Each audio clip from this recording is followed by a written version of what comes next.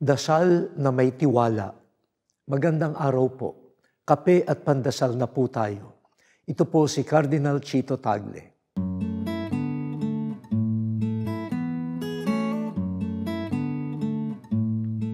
Panahon na ng Kwaresma.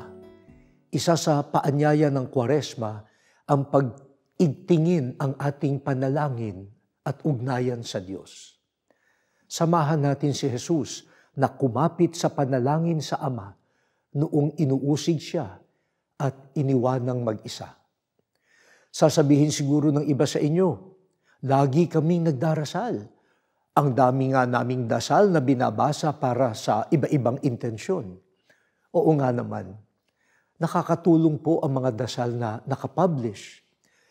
Yung iba po available sa internet at social media. Kaya lang, hindi nakabatay ang tunay na dasal sa mabulaklak na salita, sa nakakaantig na musika, sa mahabang talumpati. Hindi papa-impress sa Diyos ang dasal. Hindi tayo nagpapakita ng galing o kabutihan sa Diyos para makumbinsi siyang pakinggan ang ating dasal.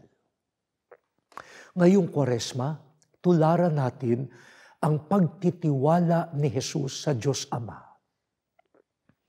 Ang kanyang dasal ay nagmumula sa pusong may tiwala sa Diyos lamang. Kahit kaunti o walang salita, kahit luha o buntong hininga, kahit matiwasay o naguguluhan, ang mahalaga ay ipaubaya o ipinagkatiwala ang sarili sa Diyos.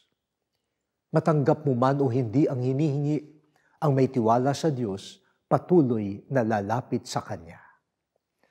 O Diyos, ang dala namin sa panalangin sa iyo ay hindi salita o kaisipan, kundi pusong nagtitiwala sa iyo.